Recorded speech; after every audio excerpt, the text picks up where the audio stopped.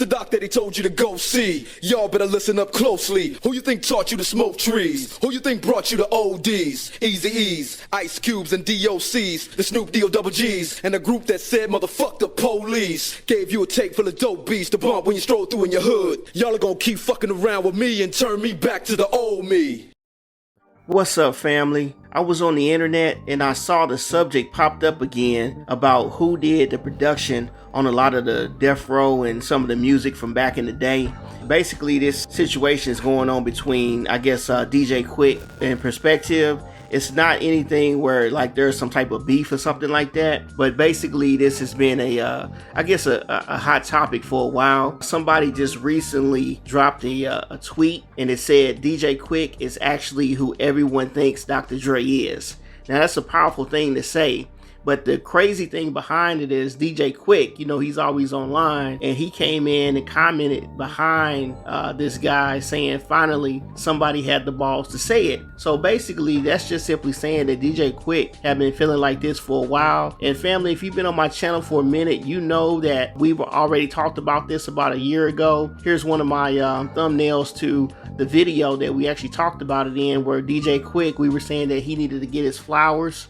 He hadn't been on Drink Champs. He has since been on Drink Champs, but before that we were just talking about how he doesn't get his credit for a lot of the songs that he's did, not only for Death Row but just for like a lot of artists. You know, a lot of these new guys come out and, you know, these new producers and drop these hits. They seem to get more credit quickly than DJ Quik has in the past. So this is an interesting topic. I got a couple of videos on here where we'll hear Big Boy, the radio DJ, kind of say his 2 cents, and I actually agree with what he's saying. And then we got Tony after that, where he kind of explains being in the studio with both DJ Quik and Dr. Dre, and he kind of tell you the difference of what he learned. Has entered the chat. Yes, but let me tell you, man.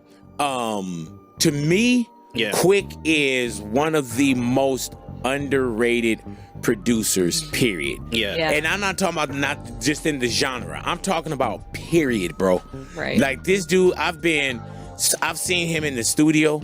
I've seen him in live shows, as far as, and I'm talking about just like mixing and dude is a creative beast, man. And what sounds like, sometimes I don't think people know what Quik is doing.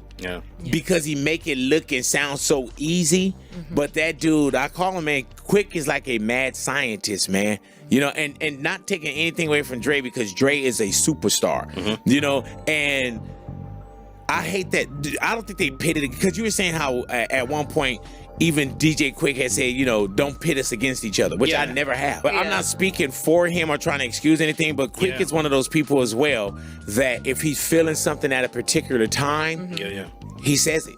Or, you know what I'm saying? Like, and there's times when I tell Quik he got to protect his peace. And even if he felt like he had to put that out at that moment, then that's what he had to put out at that moment. But it's crazy, because I don't even read comments, right? But I look at comments sometimes and I see Quik in there. And everybody know how talented Dr. Dre is. Oh, yeah. You know, and that goes without saying. I'm not playing a game of you know, complimentary tennis here. Right. But to me, DJ Quik is extremely underrated. Some of the records that I helped to engineer, produce, drum program, or just lend some energy to. Go. What? Get him again, Dad. Get him again.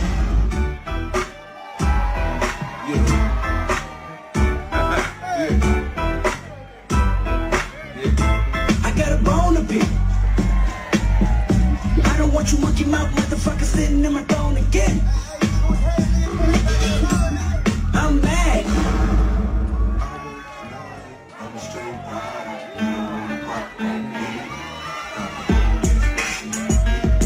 Produced by Daz Dillinger. Engineered by DJ Quik and Carlos Worley. Sometime in 1995. Can-Am Studios.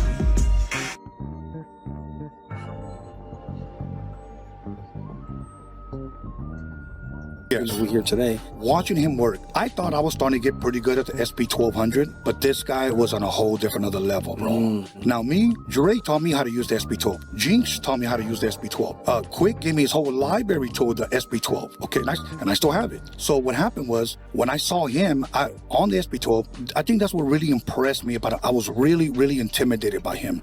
And then he was already mixing back then. Like he had the ears. He had the sonics. He understood the sonic part. That's why I was asking you how it was with him early in the early days, because like the guy really got a lot of things off. Like, when you got to give him his respect. Like that first album, he came out of nowhere. Nobody knew who he was. Yeah. And Easy and them was popping, and he just went boom, and he just dropped. And he when he hit the streets, that record hit the streets. That first album. So that's what I say. And then High C and them. So you started catching him like when he's already second and none, and all this kind of stuff going on. So that's why I was wondering how I was watching him work. I learned, I think, a lot more from him using the SP12, but Dre's the one that taught me how to sample, how to get a good level, the basics. So I can say that I learned from the best. West Side Radio. So if you made it this far, there you have it. It seemed like DJ Quik did a lot of things. If you didn't know, he did engineer All Eyes on Me. Now, I can't say that him and Dre produced it or didn't produce it. I think they both collaborated on a lot of music. So this All Eyes on Me, you know, with DJ Quik being the engineer, he did put his sauce on it. So I think that a lot of people didn't know that DJ Quik did that. He did some production on Kendricks' album. He plays all his instruments on his albums. Dr. Dre gets a lot of question marks because he has did a lot of work on Doggy Style, and so did Das. Das helped on All Eyes on Me and on Doggy Style as well, but DJ Quik was in the scenes too. So you could argue Quik may be a better producer or engineer than Dr. Dre. Maybe they're the same. Mainly because, you know, Quik is humble. Dr. Dre seems to take a lot of the credit and doesn't really seem to say who was behind the board with him. But DJ Quik seems to give a lot of the credit. Like I said, it's been over 2 decades now where a lot of people didn't know that DJ Quik did a lot of this music production and engineering in the background till now. So that goes to show that he wasn't really trying to get the clout for it. But I think that Dr. Dre probably should have, you know, just been more open about it. And that way this topic wouldn't come back up, because people know, you know, there's other people in the studio just besides Dre and Quik. So people know the behind the scenes. But Quik is one of the most underrated producers and engineers, period.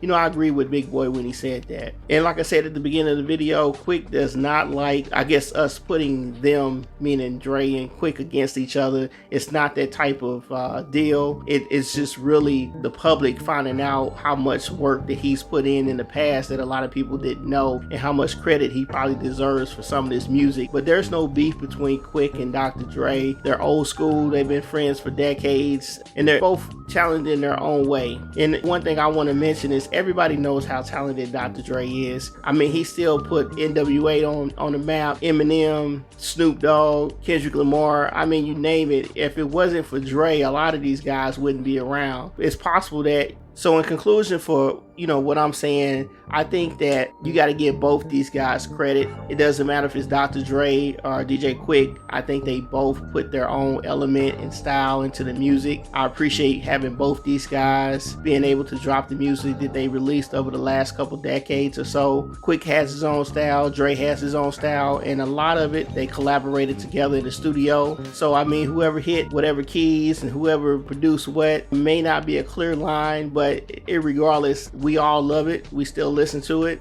and I hope to hear more music from these guys. So make sure you drop in the comments and let me know what you think about DJ Quik. Does he deserve more credit on these songs, or do you think Dre should keep the credit? And also, if you haven't already, family, please join up. Make sure you subscribe. Peace. Nowadays, everybody wanna talk like they got something to say, but nothing comes out when they move their lips. Just a bunch of gibberish, and motherfuckers act like they forgot about Dre.